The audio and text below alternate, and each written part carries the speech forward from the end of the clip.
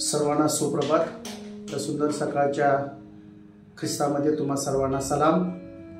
देवबाप सकाळच्या वेळेस तुम्हाला आशीर्वाद देऊ आणि या सकाळच्या वेळेस देवाच्या पवित्र वचनातून आपण या ठिकाणी थोडंसं मनन चिंतन करूया।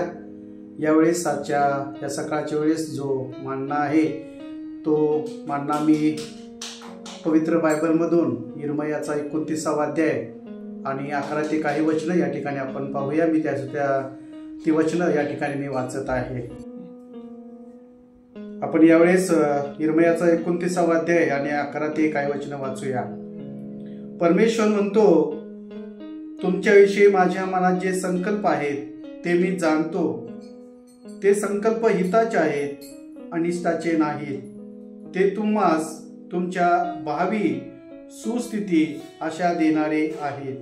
तेव्हा तुम्ही माझा धावा कराल, तुम्ही जाऊन माझी प्रार्थना कराल व मी तुमचे ऐकेन। यावेळेस देवबाप या वचनातून आपल्याला सांगत आहे, बोलत आहे। हे वचन आपल्याला स्पष्टपणे सांगतंय की आपले जे संकल्प आहेत, आपल्या ज्या काय इच्छा मागण्या आहेत त्या आपण आमच्या अगोदर त्या देवाला माहीत आहेत आणि आमच्या सर्व इच्छा मागण्या देव जाणतो, ओळखतो। कारण परमेश्वर हा अंतर्ज्ञानी आहे। म्हणून आम्हाला कोणत्याही गोष्टीची जी गोष्ट पाहिजे आहे किंवा ज्या गोष्टीची आम्हाला अपेक्षा आहे ते परमेश्वराला माहीत आहे आणि ते परमेश्वर जे आपल्याला देणार आहे ते आपल्याला अगदी आयुष्यभर आशीर्वादाचा असणार आहे। आणि म्हणून त्यासाठी देव एकच सांगतोय की मी जे तुम्हाला देणार आहे ते आयुष्यभर तुम्हाला पुरणार आहे। हे तुमच्या हिताचं आहे, अनिष्टाचं नाही।